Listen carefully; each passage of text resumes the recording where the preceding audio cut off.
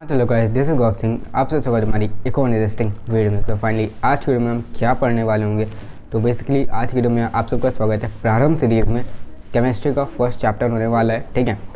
और इसमें हम क्या करने वाले होंगे, बेसिकली हम इसमें तुम्हारे स्टेट्स ऑफ मैटर का वन शॉट करने वाले होंगे, ठीक है। तो उसके बारे में सारे जितना भी चीज़ें सब कुछ हम पढ़ने वाले होंगे। तो प्लीज़ अभी तक वीडियो को लाइक नहीं किया है तो वीडियो को लाइक कर दो, चैनल को सब्सक्राइब कर दो।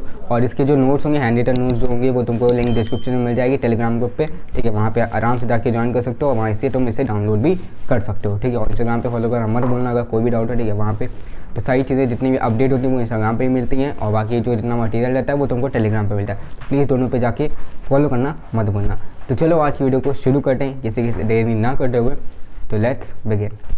ओके, तो यहाँ पे अगर हम बात करते हैं तुम्हारे सबसे पहले स्टेट्स ऑफ मैटर में अच्छा क्या है, ठीक है। सबसे पहले यहाँ पे पूछा गया भैया इंटरमोलिकुलर फोर्सेज जो होती हैं वो क्या होती हैं, ठीक है।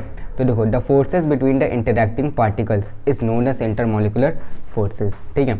जो इंटरैक्टिंग पार्टिकल्स के बीच में जो फोर्सेज होती है उनको हम कहते हैं इंटरमोलिकुलर फोर्सेज, मतलब force between the attraction and the repulsion, ठीक है। ओके, अब बात आती है what is matter. Anything that has mass and occupies the space, कोई भी चीज़ इसके पास मास है और ऑक्यूपाई करती है स्पेस, ठीक है, उसको हम कहते हैं मैटर, ठीक है। सिंपल है, ये तो सबको पता है। फिर यहाँ पे पूछा गया है, चैप्टर में दिया गया है वैन डर वाल्स फोर्सेज क्या होती हैं। तो अट्रैक्टिव इंटरमोलिकुलर फोर्सेज जो होती हैं उन्हें हम वैन डर वाल्स फोर्सेज भी कहते हैं। अब ये बेसिकली 3 टाइप्स की होती हैं, ठीक है। जैसे कि तुम्हें दिख रहा है डिस्पर्जन फोर्सेज, क्या हम उसे लंडन फोर्सेज भी कहते हैं। तुम्हारी डाइपोल फोर्सेज हो गई और तुम्हारी डाइपोल इंड्यूस्ड फोर्सेज होंगी, ठीक है। तो इनको डिटेल में डिस्कस करते हैं। डिस्पर्जन फोर्सेज क्या होती हैं भैया, the forces of attraction between the temporary dipoles, ठीक है। देखो, जो टेम्परेरी डाइपोल्स होते हैं उनके बीच की जो फोर्स होती है उसे हम डिस्पर्जन या लंडन फोर्सेज भी कहते हैं। And these forces are always attractive, ये हमेशा अट्रैक्टिव फोर्स होती हैं, रिपल्सिव नहीं होती हैं, ठीक है। And it is important for short distance, ठीक है। अगर छोटे डिस्टेंस के लिए तो ये ज़्यादा इंपॉर्टेंस देती हैं तुम्हारी डिस्पर्जन या लंडन फोर्सेज, ठीक है। अब हम बात करते हैं डाइपोल फोर्सेस के बारे में, डाइपोल फोर्सेस के बारे में। भैया ये कौन सी फोर्सेस होती हैं, तो देखो डाइपोल फोर्सेस जो होती है it acts between the permanent dipole, ठीक है। डिस्पर्जन कौन थी, वो टेम्परेरी डाइपोल के बीच में थी, और डाइपोल जो है वो परमानेंट डाइपोल के बीच में, ठीक है। And it ends of the dipole possess the partial charge which is represented by delta, ठीक है। इनके जो एंड है उनको हम पार्शियल चार्ज से इसे रिप्रेजेंट करते हैं, जिसको हम रिप्रेजेंट करते हैं किससे, डेल्टा से, ठीक है। ये तुमको दिख रहा होगा, ठीक है। फिर हम बात करते हैं डाइपोल इंड्यूस्ड फोर्सेस क्या होती हैं भैया। तो देखो, attractive forces acting between the molecules having the permanent dipole and molecules lacking the permanent dipole, ठीक है। देखो, डाइपोल इंड्यूस फोर्सेस वो होती हैं जिनके पास वो वहाँ पे अट्रैक्ट करती हैं, वहाँ पे एक्ट करती हैं जिनके पास परमानेंट डाइपोल तो होता है बट जो लैक भी करती हैं परमानेंट डाइपोल, ठीक है। तो दोनों के बीच में जब होता है तो उसे हम कहते हैं डाइपोल इंड्यूस्ड फोर्सेस, ठीक है। फिर यहाँ पे पूछा गया है हाइड्रोजन बॉन्ड क्या होता है। तो देखो, bond with the oxygen fluorine and neon, ठीक है। Bond with the oxygen fluorine and nitrogen with hydrogen, ठीक है। जब भी हम ऑक्सीजन के साथ, फ्लोरीन के साथ या हाइड्रोजन बनाता है बॉन्ड, उसे हम कहते हैं hydrogen bond. And energy of the hydrogen bond varies from 10 to 100 kilo joule mole inverse, ठीक है। 10 से 100 किलो जूल प्रति मोल की तुम्हारी जो एनर्जी होती है हाइड्रोजन बॉन्ड की वो वेरी करती है। फिर हम बात करते हैं थर्मल एनर्जी के बारे में। थर्मल एनर्जी क्या है भैया, it is the energy of body arising from the motion of its atom और मॉलिक्यूल, ठीक है। ये एक ऐसी एनर्जी है जब भी कोई एटम या मॉलिक्यूल मोशन में आता है, जब वो चलता है तो उससे जो एनर्जी निकलती है उसे हम कहते हैं थर्मल एनर्जी, ठीक है। ओके, अब हम बात करेंगे यहाँ पे तुम्हारा characteristics of the gaseous state, ठीक है। जो गैसियस स्टेट के कैरेक्टरिस्टिक्स है वो बहुत ही ज़्यादा इंपॉर्टेंट है। तो पेज नंबर 140 पे 5.4 हेडिंग जो है उसको एक बार देख लेना, ठीक है। तो ये बस तुमको पता हो। मेन फिर उसके बाद जो तुम्हारी चीज़ आती है वो है तुम्हारा गैस लॉ, ठीक है। गैस लॉ क्या होते हैं, बेसिकली 4 टाइप्स के होते हैं, तुम्हारा बुक में दिया है एनसीईआरटी में, Boyle's law, Charles law, Gay Lussac's law and Avogadro's law, ठीक है। तो देखो, बोल्स लॉ क्या होता है भैया, at a constant temperature pressure of a fixed amount of a gas is inversely proportional to it volume, ठीक है। मतलब प्रेशर बढ़ाओगे वॉल्यूम घटेगा, प्रेशर घटाओगे वॉल्यूम बढ़ेगा, सिंपल है। At a constant temperature and number of the molecules, number of the moles, ठीक है। तो P इक्वल्स टू K1/V। अगर ये प्रोपोर्शनल था, जब हम प्रोपोर्शनल हटाते हैं तो एक कांस्टेंट लगता है तो उसे हम कहेंगे K, और K क्या हमारा प्रोपोर्शनैलिटी कांस्टेंट है, ठीक है। तो इससे हमारा जो फॉर्मूला बना वो बना P1V1 equals to P2V2, pressure 1 volume 1 equals to pressure 2 volume 2, ठीक है। वो जो कि होता है इक्वल कांस्टेंट के। तो यहाँ से हमारा एक और फॉर्मूला बन चुका है, ठीक है, जिसको हम कहते हैं P1/P2 इक्वल्स टू V1/V2, ठीक है। फिर आता है हम यहाँ पे देखते हैं, इसी में दिया है relationship between the density and the pressure. Pressure और डेंसिटी के बीच में क्या रिलेशन है, तो देखो डेंसिटी क्या होता है, मास अपॉन वॉल्यूम होता है, ठीक है, मास अपॉन वॉल्यूम होता है। अब D is related to M and V by the relation, ठीक है, यहाँ पे डी को किससे रिलेट किया गया है, मास और वेलोसिटी, मास और वॉल्यूम से, ठीक है। तो यहाँ पे तुम देख सकते हो D equals to M by K one, ठीक है, इसको हमने कॉन्स्टेंट ले लिया। तो यहाँ पे देखो P equals to K dash P हो गया, ठीक है। तो at constant temperature pressure is also directly proportional to density also, ठीक है। तो अगर तुम टेम्परेचर को कांस्टेंट रखोगे तो प्रेशर जो है वो तुम्हारा इन्वर्सली प्रोपोर्शनल किसके है, वॉल्यूम के है, बट डायरेक्टली प्रोपोर्शनल किसके है, डेंसिटी के है, ठीक है। प्रेशर बढ़ाओगे वॉल्यूम घटेगा और डेंसिटी भी बढ़ेगी, ठीक है। इतना क्लियर हो गया, ओके। फिर आता है तुम्हारा चार्ल्स लॉ। चार्ल्स लॉ क्या कहता है, एट अ कांस्टेंट प्रेशर, अब हमने यहाँ पे प्रेशर को कांस्टेंट रखा है तो volume is directly proportional to temperature, volume जो है वो टेम्परेचर के एकदम डायरेक्टली प्रोपोर्शनल है, वॉल्यूम बढ़ेगा टेम्परेचर बढ़ेगा, वॉल्यूम घटेगा टेम्परेचर घटेगा, ठीक है। अब यहाँ पे एनसीईआरटी में लिखा है एब्सोल्यूट जीरो क्या था, तो basically it are imaginary temperature at which gases are supposed to occupy zero volume. ये एक ऐसा टेम्परेचर है या एक हाइपोथेटिकल लोवेस्ट टेम्परेचर है जहाँ पे गैस जो है उसको अज्यूम किया जाता है कि हाँ गैस का वॉल्यूम अब एकदम जीरो है, ठीक है। तो वो टेम्परेचर क्या है भैया, वो टेम्परेचर है 273 केल्विन, ठीक है। And always take this temperature in numerical, ठीक है। जब भी न्यूमेरिकल करने की कोशिश करो, जब भी न्यूमेरिकल कर रहे हो तुम, तो हमेशा यही वाला टेम्परेचर लेना 273 केल्विन, ठीक है। फिर आता है तुम्हारा गे-लुसाक्स लॉ। भैया ये क्या कहता है, ये कहता है अगर तुम वॉल्यूम को कांस्टेंट रखोगे तो प्रेशर जो है वो डायरेक्टली प्रोपोर्शनल हो जाएगा टेम्परेचर के, means P by T equals to K constant, P1 T1 equals to P2 T2, ठीक है। तो यहाँ पे देखो एवोगाड्रोस क्या है तुम्हारा, या तुम ये कहो P1 by P2 equals to T1 by T2 हो गया, ठीक है। फिर आता है एवोगाड्रोस लॉ। अब ये क्या, equal volume of all gases under the same condition of temperature and pressure contain equal number of the moles. यहाँ पे सिंपल सा एवोगाड्रोस लॉ कहता है कि volume is directly proportional to the equal number of the molecules, ठीक है, at a constant temperature and pressure. जब तुम टेम्परेचर प्रेशर को कांस्टेंट रखोगे तो वॉल्यूम जो है वो डायरेक्टली प्रोपोर्शनल होगा तुम्हारे नंबर ऑफ मॉलिक्यूल्स से, ठीक है। तो वॉल्यूम बढ़ाओगे नंबर ऑफ मॉलिक्यूल बढ़ेंगे, वॉल्यूम घटाओगे नंबर ऑफ मॉलिक्यूल घटेंगे। तो देखो the number of the molecules of 1 mole of gas has been determined, एक मोल ऑफ गैस में कितने मॉलिक्यूल होंगे तुम्हारे 6.0 to 2 × 10⁻23, ये हमें पता है। And it is known as Avogadro's constant, ठीक है, यही तुम्हारा एवोगाड्रोस कांस्टेंट है, ठीक है। अब हम देखते हैं यहाँ पे स्टैंडर्ड टेम्परेचर प्रेशर मीन्स, ठीक है। स्टैंडर्ड टेम्परेचर STP दिया गया है, तो स्टैंडर्ड टेम्परेचर प्रेशर होता क्या, तो अगर जो तुम्हारा स्टैंडर्ड टेम्परेचर होता है उसमें तुम लोगे 273.15 केल्विन, ये एकदम एब्सोल्यूट है। बट अगर तुम चाहते हो थोड़ा आसान हो जाए तो तुम 273 भी ले सकते हो न्यूमेरिकल में, कि कोई दिक्कत नहीं। बट अगर न्यूमेरिकल में दिया गया है भैया कि तुम 273.15 ही लेना, तो तुमको यही लेना पड़ेगा, वो वाला गलत हो जाएगा, ठीक है। और स्टैंडर्ड प्रेशर जो होता है वो तुम्हारा होता है 1 बार, जो कि इक्वल होता है 10⁵ पास्कल से, ठीक है। 2 बार हो गया तो 10⁻10 पास्कल हो गया, ठीक है। तो नंबर ऑफ द मोल्स हम कैसे निकालते हैं भैया, weight of the substance upon the molar mass, ठीक है। वेट कितना दिया गया है, जैसे कि वेट 10 ग्राम दिया गया, मोलर मास किसी का 14 है, ठीक है। तो 10/14 कर दोगे तो तुम्हें मिल जाएगा नंबर ऑफ द मोल्स, उसमें नंबर ऑफ द मोल्स कितने हैं, इतना तुम्हें पता चल गया, ठीक है। फिर यहाँ पे दिया गया है आइडियल गैस दी गई है। आइडियल गैस क्या होती है, तो gas that follows the Charles law, Boyle's law and Avogadro's law, such gas is imaginary and उसी को कहते हैं आइडियल गैस, ठीक है। एक इमेजिनरी गैस, ठीक है, जो कि तुम्हारी चार्ल्स लॉ को, बोल्स लॉ को और तुम्हारे एवोगाड्रोस लॉ को फॉलो करती है, उसे हम कहते हैं क्या, तुम्हारा आइडियल गैस, ठीक है। तो देखो बोल्स लॉ क्या कहता है, volume is inversely proportional to pressure. Charles law कहता है volume is directly proportional to Charles law, volume is directly proportional to temperature. अब एवोगाड्रोस लॉ क्या कहता है भैया, volume is directly proportional to the number of the molecules. तो इनसे अगर हम तीनों को ऐड करेंगे, इन तीनों से हमारा फॉर्मूला बनता है V इक्वल्स टू R/N/T/P। अब R यहाँ पे क्या है, प्रोपोर्शनैलिटी कांस्टेंट है, ठीक है। जब भी हम ये निकालते हैं, कांस्टेंट निकालते हैं, जब भी हम प्रोपोर्शनल साइन हटाते हैं तो हमें एक कांस्टेंट लगाना पड़ता है, तो यहाँ पे R जो है वो कांस्टेंट है। तो यहाँ पे फॉर्मूला जो बना वो हो गया हमारा PV इक्वल्स टू nRT, यही हमारी आइडियल गैस है, ठीक है। तो आइडियल गैस का फॉर्मूला क्या होता है, आइडियल गैस इक्वेशन जो है वो हमारी क्या है, PV इक्वल्स टू nRT। अब यहाँ पे जो R है प्रोपोर्शनैलिटी कांस्टेंट है, जो कि यूनिवर्सल गैस कांस्टेंट है, उसकी वैल्यू आती है वो थी 8.314 joule kelvin inverse mole inverse, मतलब जूल पर केल्विन मोल इन, ठीक है, पर केल्विन मोल हो गया, ठीक है।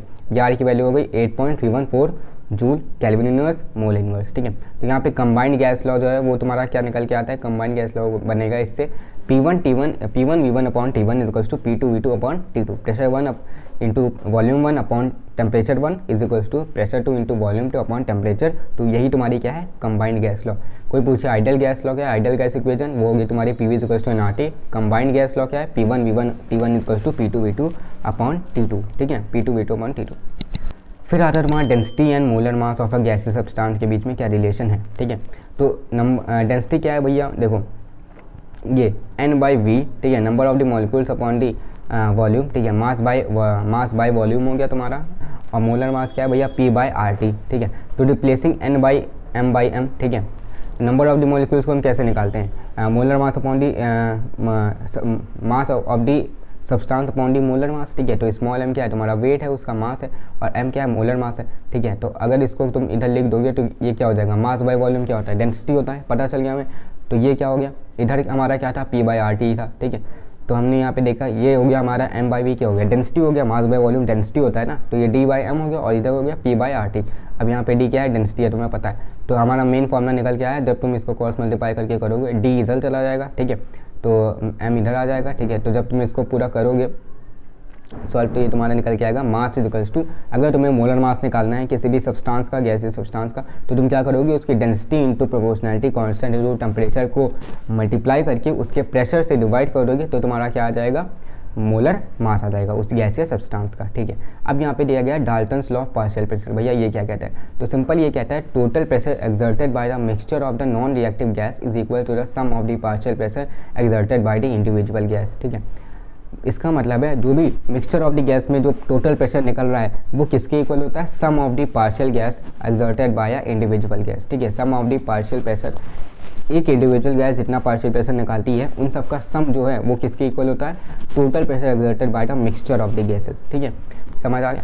तो देखो फिर यहाँ पे पूछा गया एक्वस टेंशन क्या होता है, तो it is the pressure exerted by the saturated water vapour is called aqueous tension, ठीक है। Pressure exerted by the saturated water vapour, ठीक है, वाटर वेपर कितना प्रेशर एक्सर्ट करती है उसे कहते हैं एक्वस टेंशन, ठीक है। अब देखो यहाँ पे ड्राई गैस का प्रेशर निकालो, पी टोटल निकालो, और उसमें एक्वस टेंशन माइनस कर दोगे तो तुम्हें pressure of the dry gas मिल जाएगा। तो अगर तुम्हें एक्वस टेंशन निकालनी है तो तुम क्या करोगे, pressure of the dry gas में या तुम ये कर सकते हो टोटल प्रेशर में से ड्राई गैस का प्रेशर जो है उसको माइनस कर दो, तुम्हें एक्वस टेंशन मिल जाएगा। फिर यहाँ पे पूछा गया पार्शियल प्रेशर क्या होता है, तो it is a mixture of the gases, the pressure exerted by the individual gases is called, partial pressure क्या होता है, it is a mixture of the gases, the pressure exerted by the individual gas is known as the partial pressure, ठीक है। तो ये हो गया तुम्हारा पार्शियल प्रेशर। तो ये हो गया तुम्हारा पार्शियल प्रेशर क्या होता है भैया, Amina mixture of gases, the pressure exerted by the एक गैस जो इंडिविजुअल गैस है वो जब प्रेशर एक्सर्ट करती है उसी को हम पार्शियल प्रेशर कहते हैं। फिर यहाँ पे है हमारे काइनेटिक मॉलिक्यूलर थ्योरी दी गई है, ठीक है। काइनेटिक मॉलिक्यूलर थ्योरी क्या कहती है भैया हमारी, ठीक है, तो इसको हम समझ लेते हैं। यहाँ पे कुछ पॉइंट्स हैं उन सबको पढ़ेंगे, उन सबको समझेंगे। तो सबसे पहला जो पॉइंट है वो होता है, तो अब हम देखते हैं kinetic molecular theory of the gases, ठीक है। तो यहाँ पे सबसे पहले जो पॉइंट हमारा निकल के आता है वो है क्या, every gas is made up of large number of extremely small particles called molecules, ठीक है। हर एक gas large number of small particle, छोटे छोटे पार्टिकल से बनी हुई है, और उन पार्टिकल्स को हम कहते हैं मॉलिक्यूल्स, ठीक है। अब all molecules are identical in mass and size, सब एक आइडेंटिकल होते हैं मास और साइज के उसमें, ठीक है। फिर हम सेकेंड पॉइंट यहाँ पे देखते हैं, molecules of the gas are separated by each other by large distance as that the actual volume of the volume is negligible as compared to total volume of the gas, ठीक है। जो भी molecules of the gas हैं वो सारे separate एक दूसरे से कैसे सेपरेट है, बहुत ही ज़्यादा लार्ज डिस्टेंस से सेपरेटेड है, इसलिए हम कह सकते हैं उनका जो एक्चुअल मास है, वॉल्यूम ऑफ द मास है, उसको हम नेग्लिजिबल भी कह सकते हैं, उसको नेग्लेक्ट भी कर सकते हैं as compare to the total volume of the gas, ठीक। फिर थर्ड पॉइंट कहता है फोर्स ऑफ द अट्रैक्शन और repulsion between them is negligible, उनके बीच में फोर्स ऑफ अट्रैक्शन या रिपल्सन जो है वो एकदम नेग्लिजिबल होती है, एकदम ना के बराबर होती है। Particles of the gas move in all possible direction in straight line, ठीक है। जितने भी पार्टिकल्स हैं गैस के वो सारे in all possible direction, her possible direction में जाते हैं, but in a straight line, ठीक है। हर डायरेक्शन बनाएंगे रैंडमली मूव होते हैं, बट वो जाते कैसे, सीधे ही जाते हैं, स्ट्रेट लाइन में ही जाते हैं, ठीक है। फिर तुम्हारा फिफ्थ पॉइंट है force of gravitation on the molecule are suppose to be negligible, ठीक है। फोर्स ऑफ ग्रेविटेशन जो है वो मॉलिक्यूल के ऊपर वो भी एक नेग्लिजिबल, वो भी एकदम ना के बराबर होती है, ठीक है। फिर यहाँ पे पूछा गया है, यहाँ पे बताया गया है रियल गैसेस क्या होती है, तो gas which deviates from the ideal gas behaviour, ठीक है। ऐसी गैस जो कि आइडियल गैस बिहेवियर से डेविएट होती है, and it deviates from the gas law at the higher pressure and lower temperature, और उससे भी जो गैस लॉस जो होते हैं जैसे कि बोल्स लॉ, चार्ल्स लॉ और तुम्हारा गैडोस लॉ, ये सब जब हाई प्रेशर रहता है और इनके लो टेम्परेचर रहता है, ठीक है, उससे भी जो गैस डेविएट होती है, या हम कहते हैं आइडियल गैस बिहेवियर से जो गैस डेविएट होती है उसे हम कहते हैं रियल गैस। ठीक है, अब देखो यहाँ पे आखिरी में तुम्हारा चैप्टर में दिया गया है वैन डर वाल्स इक्वेशन क्या होती है, तो वो हो गया P प्लस एन का स्क्वायर अपॉन वी का square and V minus n b equals to NRT। तो ए क्या है यहाँ पे कांस्टेंट है जो कि वैन डर वाल्स कांस्टेंट है, ठीक है। एन क्या है तुम्हारा number of the moles of the molecules है, ठीक है।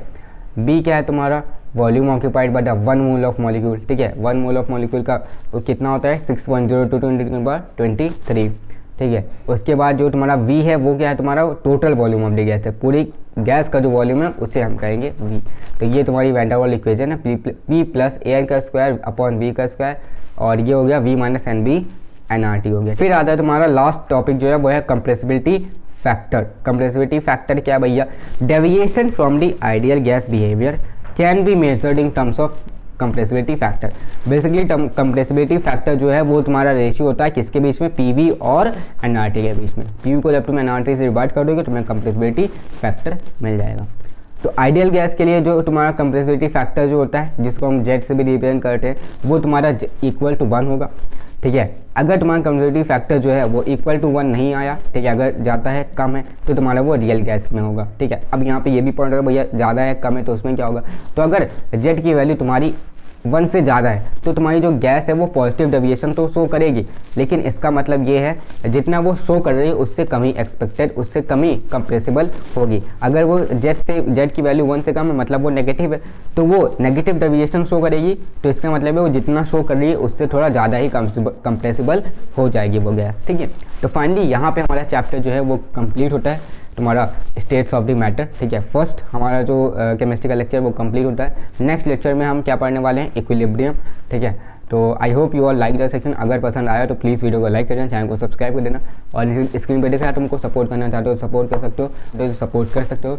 और बस आज की नहीं, और अगर टेलीग्राम ग्रुप को ज्वाइन नहीं किया तो प्लीज़ ज्वाइन कर लो, वहीं पे तुमको सारे मटेरियल मिलने वाला है। इंस्टाग्राम पे फॉलो करना मत भूलना क्योंकि वहीं पे सारी अपडेट मिलने वाली है, तो प्लीज़ दोनों पे जाना मत भूलना। और चैनल को सब्सक्राइब नहीं किया तो मोस्ट इंपॉर्टेंट उसको सब्सक्राइब कर लो और वीडियो को लाइक कर दो, और जितना हो सके उतना ज़्यादा शेयर वगैरह।